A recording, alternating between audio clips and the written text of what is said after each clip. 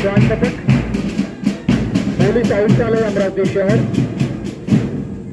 Police उपनिरीक्षक Eknath Rathod, dog lose मान्यवरांना मानवंदना देत आहेत. हँडलर प्रेमदास मोहोड आणि चालक पोलीस हवालदार सगळे विभाग आहेत. वस्तूंच्या वासावरून आरोपीचा शोध घेण्याचं काम हा डॉग लोसे करतो. क्यूआरटी अतिशीघ्र जलद प्रतिसाद पथक, चालक पोलीस हवालदार अताउल्ला खान, नेतृत्व पोलीस शिपाई सचिन रामदास मोरे आणि मानवंदना पोलीस शिपाई दीपक आपसराम जायबाई. तामिनी पथक, महिला सुरक्षेसाठी नेतृत्व पोलीस हवालदार श्रीमती भाग्यशाली पवार, मानवंदना पूजा बनवे. तामिनी पथक वाहन चालक पोलीस हवालदार श्री प्रेम कुमार यादव, नेतृत्व पोलीस शिपाई संदीप अकोलकर आणि मानवंदना पोलीस शिपाई नंदिनी वरटे.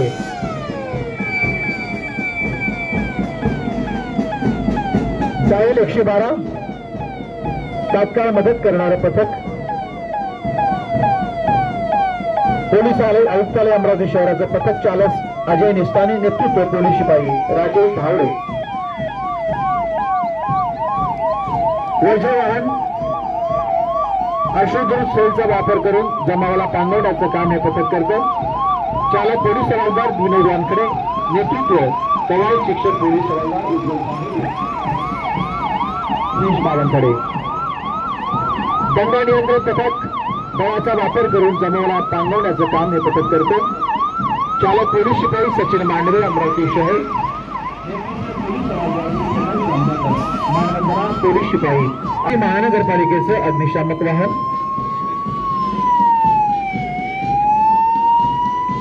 वाहन चालक फायक खान, मानवंदना सय्यद अनवर, योगेश ठाकरे, अमोल साळुंके. शहरातील आग नियंत्रित ठेवण्याचं काम हे अग्निशामक वाहन करतं. 108 नागरिकांना तात्काळ मदत देण्याकरता सामान्य रुग्णालयाची रुग्णवाहिका काम करते. चालक उदय किसन देशमुख आणि मानवंदना डॉक्टर पवन कुमार यादव. उपनिरीक्षक श्री प्रशांत पारधी, सुपर्णमरी पोलीस उपनिरीक्षक श्रीमती सोनाली सोनवणे. शहरातील वाहतूक सुरळीत ठेवण्याचं काम हे पथक करतं. रक्षक दल महिला पथक, प्लाटून कमांडर श्रीमती सुपर्णमरी सार्जंट श्रीमती स्वाती शेंडे यांचे नेतृत्व.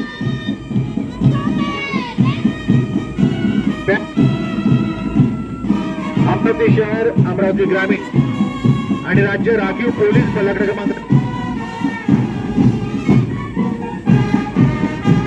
पोलीस उपनिरीक्षक बाळासाहेब वाघमारे,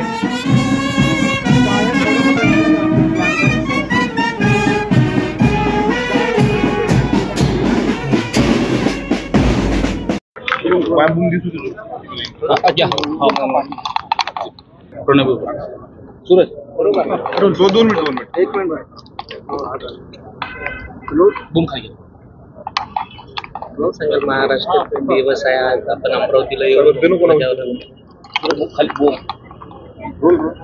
महाराष्ट्र दिन कामगार दिवसाच्या मी आपल्या सर्वांना हार्दिक शुभेच्छा देतो.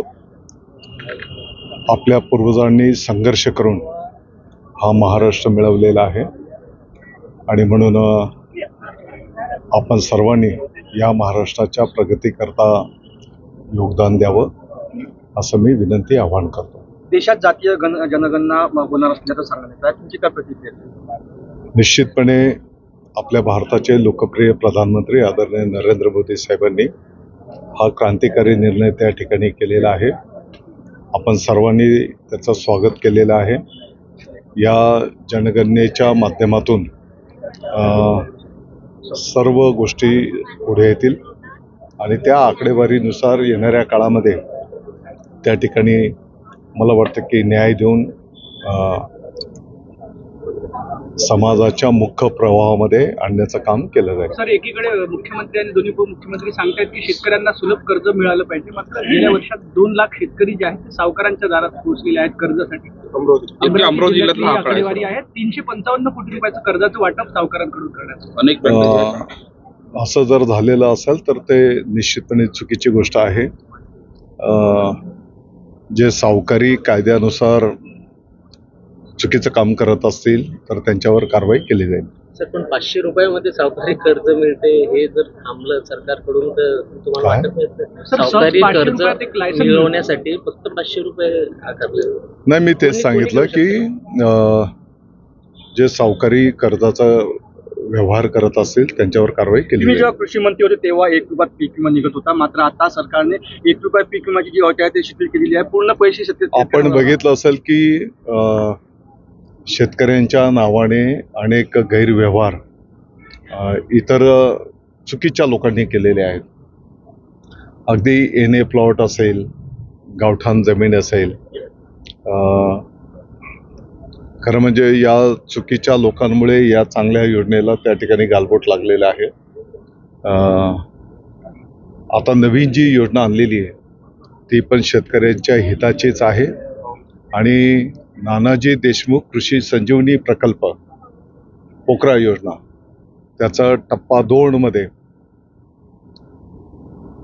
अनेक जिल्ह्यांचा अनेक गावांचा समावेश त्या ठिकाणी करण्यात आलेला आहे आणि या योजनेला मोठ्या प्रमाणात मागणी सर्व महाराष्ट्राच्या शेतकरी बांधवांकडनं आहे आणि म्हणून माननीय कृषी मंत्री महोदयांनी त्याही उर्वरित शेतकऱ्यांना या योजनेचा लाभ मिळाला पाहिजे तो पण विषय त्यांनी हाती घेतला. तुम्ही म्हणता की शेतकऱ्यांनी तालुके पाटलांवर 9 कोटीचा भ्रष्टाचाराचा आरोप होत आहे कालपासून.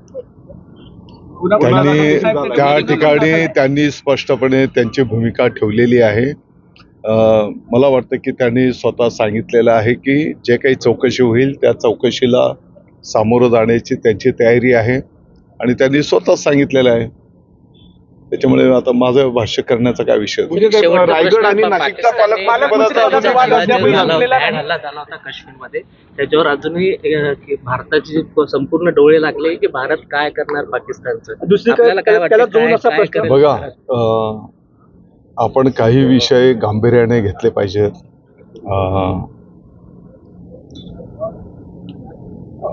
आपल्या देशाचे वरिष्ठ जे नेते आहेत, वरिष्ठ अधिकारी गण आहे, या सर्व विषयांवर त्यांचं बैठका संपन्न होताना आपण पाहतो आहोत आणि आपल्याला अपेक्षित असलेली कारवाई लवकरच होईल. भारतामध्ये नाशिक आणि रायगडचा पालकमंत्री